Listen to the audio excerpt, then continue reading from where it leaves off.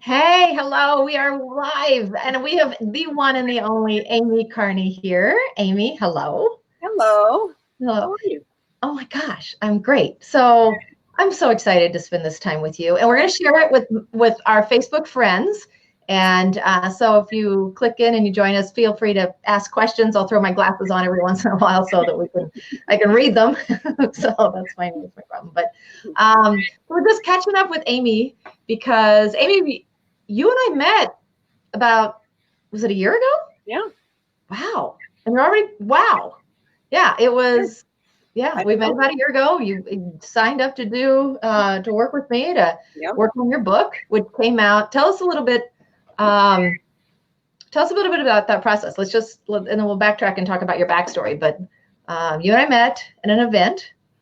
Yes. So I live in Arizona, and a local author, Dina Patton, was putting on that event to introduce, because she published her book through you. And I always have enjoyed her message and followed her. And so I thought, well, if she trusted you to do her book, then you're probably somebody I, would trust as well. So I came, and I just felt like I totally resonated with you as a person and your business. And I knew I wasn't going to get this book done if I didn't, team with you or someone to get it done, because I was just going to keep spinning my wheels. And so, Cool. And we've got people ask away if you have any questions. Best parenting book ever from your friend Dennis. You must know Dennis. Yes. Yeah. All right. Cool. Thanks. Keep sending the love. Okay. So let's talk about the backstory. You're a mom of 5, and you did something really courageous. You and your husband did. So would you tell us a little bit about the backstory and how you got to the point that you wrote this book, Parent on Purpose? Well, so I used to be a journalist and reporter back in the day, working for newspapers and magazines. And I had gotten away from that to do I had a modeling career. And so our family in 2014 decided to crazy decision. We pulled out of life, my husband quit his job, and we pulled the kids out of school. We bought an RV and traveled the entire US. And so that's when I got back into writing, and I blogged from the trip, and I was being asked to write a book about the trip. And so when we returned home, I began writing a book about the trip. And then it evolved over the past really 4 years into the book Parent on Purpose that you hold in your hand. Because what I realized is that I wanted to talk about the heart of our trip and why we made that decision and why we needed to make that decision in our family, and how we have just totally changed our mindset and the way that we live our life and raise our kids. Yeah. And so you really do look at parenting from a completely different perspective. Would you talk about that? Well, I think it's because, my firstborn were triplets, and then a year and a half later, I had a 4th. And so I was just surviving motherhood. I had 4 kids in a year and a half, and I was just reacting to what came my way, and I was pretty good at it. I had it down day to day. I was getting everything done, but I saw them getting older in elementary school, and I'm not enjoying this. What is the purpose? What is my true purpose as a mother and raising these kids? And I knew I was going to lose them all in a year, which is coming up for me next year. And what did I want out of this, season of full-time parenthood? And so I began to explore that, and I began making different decisions than maybe my friends or neighbors were doing. And it started with that RV trip, and we've just totally changed the way that we approach raising our kids now. Yeah, and it is really inspiring. It's funny because when I read it, I see so many regrets of things that I would like to have done different, and then affirmations of things that we got right. So you just touched on this briefly. You had triplets, then you had another one a year later, and now you have a 5th child. Do you want to talk about that? Yeah, so we adopted a son out of the foster care system here in Arizona almost 3 years ago. So we would have not done that before the RV trip. We wouldn't have had the courage probably to do that. And so that's been an awesome journey that our family's been on the past 3.5 years. And we're doing fantastic with that, and debating adding more. We'll see. Yeah. Oh, wow. And so you were you touched on it too, because you and I are in similar lifespans, and my baby went off, my oldest went off to college this year. You've got 3. Like, my heart is on you. I know a few moms of triplets. I can't even fathom sending 3 kids off to college at the same time. Yeah. Right. Yeah. You know, So I know. Well, that's why I started thinking about this long ago, because I know it's going to be a sad time, right? It is, but it's also going to be an exciting time. And I want to feel more joy when I launch them and we, lose them to the real world than sadness and grief. So I thoroughly enjoyed the craziness of this journey. So yeah. So all right. So we won't talk much more about that because that's what's in this book. You need to get this book on Amazon. Let me give you Amy's. Let me put this up. And we got Gary's on it. Hey, Cindy. Cindy is who's Cindy? Cindy Carney. I recognize the last name. That's my dear sister-in-law. Cool. Hi, Cindy and Gary. Thanks for joining us. I want to put show. There we go. So here's your website, amycarney.com. So let's talk about. We've talked a little bit about your backstory. Tell us about your blog. It was starting to grow, right? And so you were starting. At what point did you realize you had more than just a blog? That you really wanted to build this into a business and do a lot more with it? Well, it just kind of has evolved naturally. So we returned home from the trip, and it's kind of like, okay, now what? What do I write about, right? I've been for the past 7-8 months writing about our travels, and so I got home and was, what am I writing about? And so I just started writing about parenting and intentional parenting and ways I was seeing that I was maybe raising my kids differently. And all of a sudden I wrote this 8 things you should stop doing for your teen. And it went crazy viral for a year. And so that really began everything for me as far as building this into a business, into a book, into, my speaking career. It was because that message really resonated with people. And also caused a lot of, controversy too, I guess, in, raising my kids with the goal of adulthood. And so that's really where it took off in a different direction. And I saw what people were wanting to hear about and wanting to know about. And so that's what I'm still trying to do today, touching on things in culture like the promposal or these things that are going on in culture with our kids that weren't going on when we were growing up. And why are they going on and what can we do differently? And can we still raise our kids in a way similar to how we grew up that strengthened us as adults today? So. Yeah, I'm glad you brought up, you mentioned that article that went viral. And the funny thing was you and I had been working together for several months when that came up. And I realized I had read that article. And I haven't gone back to see if I'd actually shared it or where I got it on Facebook, but I'd been one. And it's fun now because I've got a couple of personal Facebook friends here in the community that are sharing blogs from a blog that you guest write for. Yeah. And so they're sharing parenting blogs. And you're right, this message really is something that resonates in this world where everybody's like struggling for doing the right thing with parents and areas with their kids. Like it's so hard to find good role models anymore. Wow. So, okay. So you start blogging, right? You decide, what was the deciding moment? You said, that's it. Was it the workshop or what did you really say? Like, I've got to proceed to the next level, do a book. Well, I'd been working on a book.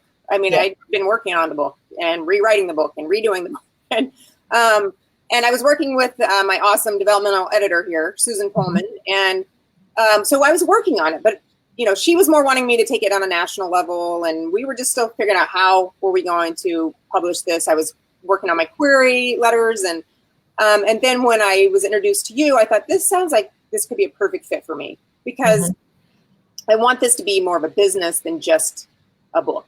And so that's why I just was like, okay, I'm going to go with you, and I know we're going to get this done. You are a mom. That was important to me. You could resonate with my message, and we shared a lot of the same values. So that was important to me.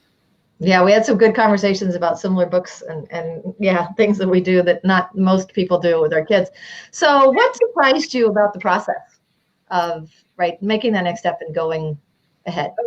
Well, just how hard it really is. I mean, it's takes a lot of time, takes a lot of mental space, especially when I'm in the journey of raising 5 kids and trying to write a parenting book. I mean, it's a lot of people don't do that. They wait till they're gone and then they can reflect and dive in. I'm like writing it as I'm doing it. And so just to give myself grace too, that to take the time that I need to write the book and take the time I need to raise the kids and not, so I just was surprised at how long it took me to get this done. But your process helped me, give me the deadlines I needed, and which is what I wasn't happening for myself. I would give myself a deadline and I would, well, that's okay. It can wait. Well, you wouldn't let me do that. You held me accountable, which is what I needed, and what I wanted. Yeah. And so I think that was the most important thing. Well, and it was interesting because we set a goal for you that you wanted it to come out the first of the new year. So January 2019. And so that was, if we wanted to get on the gun you had an interview coming up, a magazine article about you. Mm-hmm. And so, we had some deadlines in there opportunities we just didn't want to miss, because at some point, if you don't have the book, you're leaving money on the table. And so at some point you just got to say, all right, there's the deadline. And that's what we went for. It was fun. So what was it was hard. What was really the hardest thing for you? Well, the most difficult thing I think was coming up with our cover. I mean, right? Gary's online. The cover and the art design of the book was really important to me. And my subtitle, I was struggling with how to put this all together. And I feel like we put in a lot of work. We put in a lot of effort. And I love my book for the fact that it's a total collaborative effort. I mean, between you and I and Kim and Susan, my editor, we were all working hard at this to come up with I would say the perfect product for me to put out that I felt was represented me best, that was valuable. It was a struggle a little bit, right? We were back and forth on a lot of ideas and a lot of things. And I love what we ended up with. Yeah, we were, so people, and Gary's been through this process too, because we did his book. And there's this instinct feeling that I'll get that we don't have the right answer. We explored an RV on the cover, which I really loved that idea, but you got some great feedback from some of your launch team and friends that wasn't a universal appealing idea. With every little detail, we just really worked it out until we felt like we had something that fit you. It fit male, it fit female, it was appealing to teenagers, it wasn't too childish. All of those things. Yeah, it was. It's not easy. Right. It matters. Yeah. Right. But it was fun too. The process when we would come up with something, it just felt so exciting because we didn't just go with the first thing. It evolved, just like my writing has evolved, and it was an evolving process, and I'm happy that I stuck it out. Yeah, yeah. Don't quit. Yeah, there was times I told my editor, like, I'm just gonna go work at Starbucks because I don't need this, And so and I think just having community around you, my writing friends, my friends saying, you need to do this. We need your book. And that really got me through. All right. So segueing to that, talk about what's happened since your book came out. Oh my gosh. It's been awesome. The people that I have met, I just are countless and that I continue to meet every day. It's just introduced me to so many people. What you were asking me, like what your speaking volume, like every time I get on your Facebook, you've got another event, you're doing tons of events. Talk about all the range and variety of what you've been doing since the book came out in January. Oh my gosh. I'm not selling in Barnes and Noble and typical bookstores. This is selling in awesome shop. Like I just got an email from a local furniture store that wants to carry my book. And so it's just fun to see where this is going and all the different places. The local community here in Arizona has been amazing in supporting me and wanting me to come in. Panera's having me in on Thursday to do a book signing. People are just having fun with this with me. And I'm just in awe of the way that the community has embraced me and embraced my book and embraced the message. And the relationships that I've built, it's been so fun. It's been really cool. Like you did one of your first book signing, if not the first one, was at a toy store for developmental toys. Yeah. Yes. And I'm still working alongside her. She just texted me that my book is their #1 selling product of the year. So that's exciting. I mean, and that's fun. So that's the most fun, I think, is is that I own the book, so I can do what I want with it, right? I can sell to who I want to sell to. I can do events with who I want to. I can tell people no if I want to, and I'm having so much fun with that, which I knew I would, owning the book myself. Yep. Talk about speaking. Has it helped you get, you were already speaking fairly often, right? Has it helped you get more events, better events? Yeah. That's the interesting piece now is when you're a writer, I was freelancing before this, and then I was getting asked to speak. So like how writers are turning into speakers is so interesting to me, because I was scared to death to get on and talk to, hundreds of people, even 20 people about my message. It's much easier for me to write at my little desk. But so I was already speaking, and that's one of the reasons I needed to get this book done, because I want to sell this at the back of the room. I mean, why not expand my message and expand my, my financial state at the same time? So that's absolutely happened. I mean, some of the places that can't afford to pay you much to speak, but they buy books, and it just keeps growing and growing and growing, and then spreading. The word of mouth has been huge, and so my calendar is booked with all types of speaking engagements. So it's exciting. One of the favorite things I saw early on was you leveraged this opportunity. You brought in one of your favorite mentors. I can't think of his name. Is it John, who was the author? You had several of his books.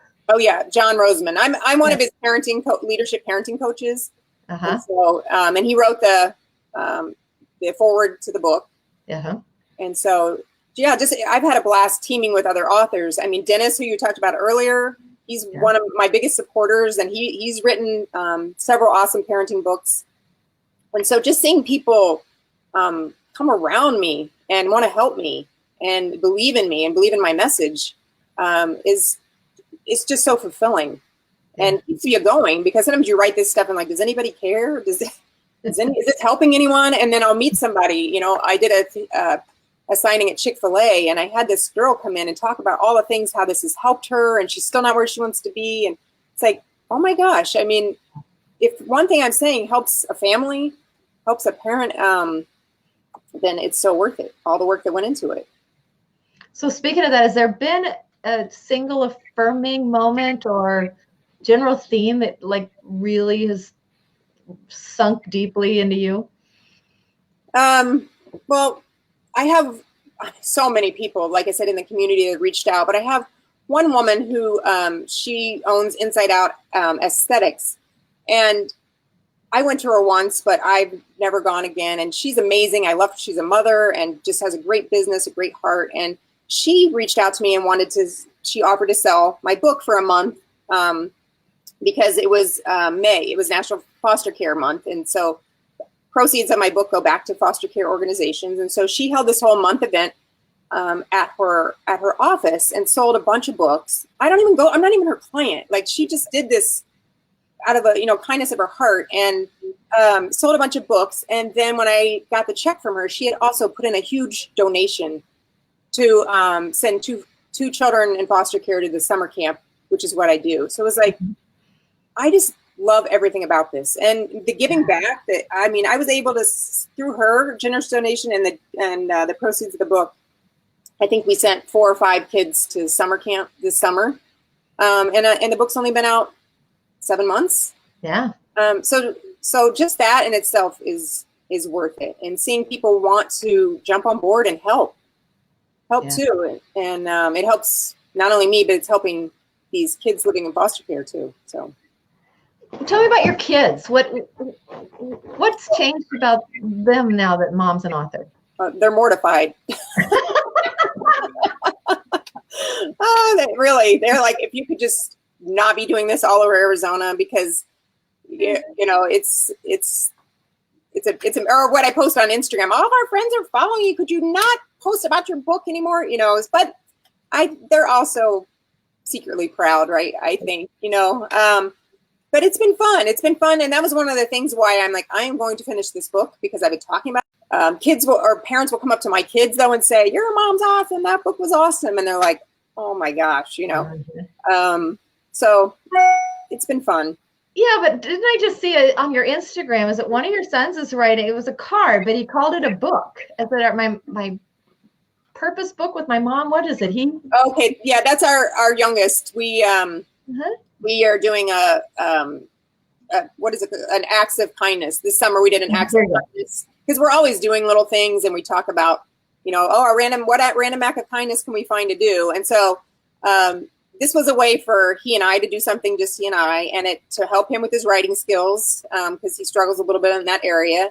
And so it was just something that I try and have unique things with each child, and this is something that was unique with he and I.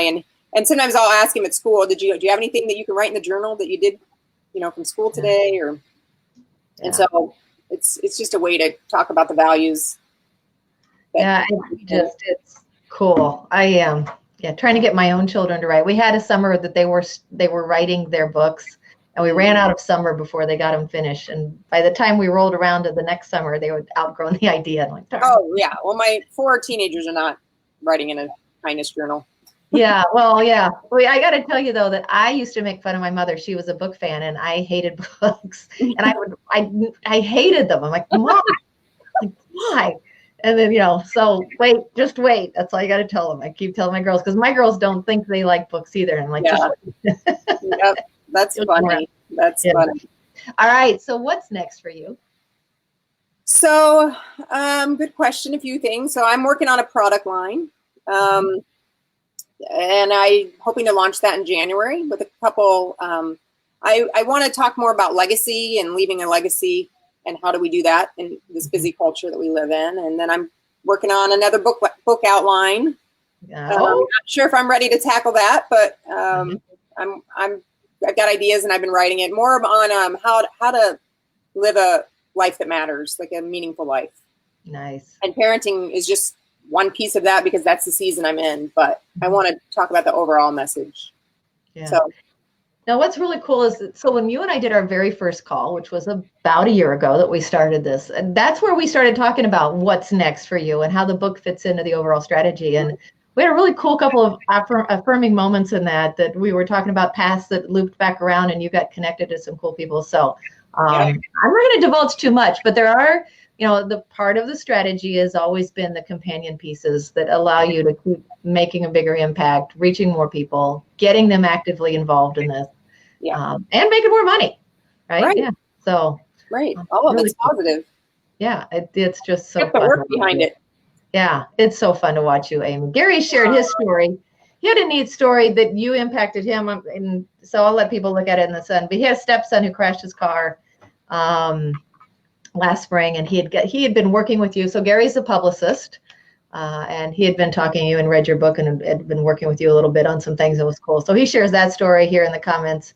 But any parting words before we let you go? No, I would just say, I mean, if just to surround yourself with like-minded people, whether you're raising your kids or writing a book, I mean, so that it's a fun journey and it stretches you. Like I've been stretched in working with you, right? And you've been stretched by working with me, and that's it's all about growth and surrounding yourself with like-minded, people that share the same values, no matter what you're doing. So, yeah, that's you're the sum of the people that you spend your time with. So it is important. I guess that reminds me, Katie, what the heck? We've got a webinar coming up that we're going to do. So if you are interested in doing a book with us, I'll put the link in the comments below, and it's not letting me do it right now. So I don't know why. Oh, because you're up. That's why. Here we go.